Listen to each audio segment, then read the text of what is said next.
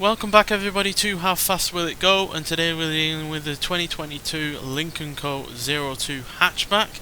So this now has 1,356 horsepower, 1,021 pounds-feet of torque, from a 7.5 litre twin turbocharged V8 engine. The car itself now weighs 3,147 pounds, and it now has all-wheel drive, and it can do 0 to 60 in 2.57 seconds, and 0 to 100 in 4.681 seconds. So this weighs a good few £100 less than it did originally.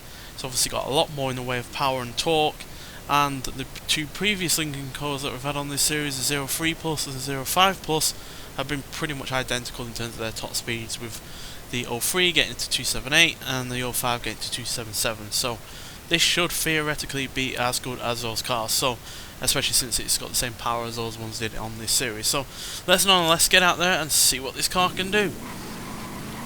The only thing that could change the top speed for this car is really the aerodynamics and the shape of the vehicle, which is obviously a little bit different than the previous two cars from Lynk & Co because it is a hatchback, not a saloon or an SUV. So, but this does weigh less than the 05 Plus, which is a few £100 more than we are. So we should be quicker, or as quick as. So let's 255, 260.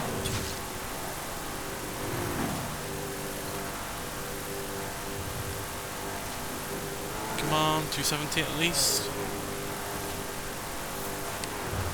We seem to be on the go slow a little bit right now. You have arrived at your destination. Now the gearing might also be slightly different in this over the other two cars, which is, quite frankly, seemingly what is holding this back. Struggling to get past 269.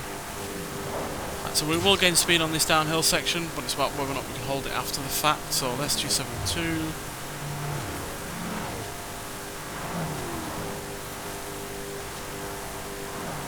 Holding 270, thereabouts, yeah.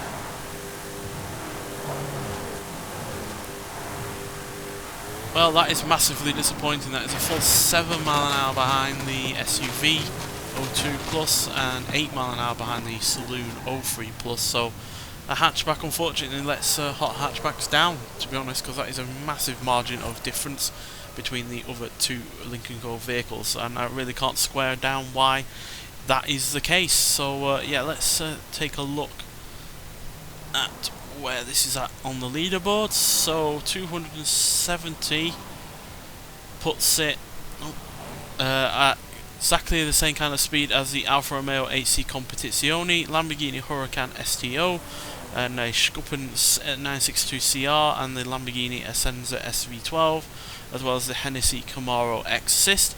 Slightly quicker than the Audi RS e-tron GT, Toyota GR86, Pagani Huayra R, and the Cadillac CT5V Blackwing, but it's also slower than a Volvo 850R, a Ferrari Monza SP2, and the 1968 version of the Pontiac Firebird. So yeah, a little bit underwhelming. It's quicker than some cars, or as quick as some cars that you would expect to be a lot quicker than this one, but considering the other two Lynk & Co vehicles were a lot quicker than what even this was able to do, yeah, it is overall quite frankly a little bit on the disappointing side of things as far as I'm concerned. And yeah, can't really square it down. Why? Because it weighs less than the 05 Plus. It should have less of a surface area, given it's, you know, hatchback and not a crossover SUV. So yeah, maybe it's just the gearing for this is slightly worse than that car. The 05 Plus at the end of the day did have more power than this car did in stock form, so maybe the gearing on this is slightly weaker to you know, because it's dealing with less power and torque. I don't know, but at the end of the day it is still 7 mile an hour quicker, slower than that 05 Plus. So yeah, which is a big shame. But nonetheless, thank you for watching, and I'll see you in the next one. Bye.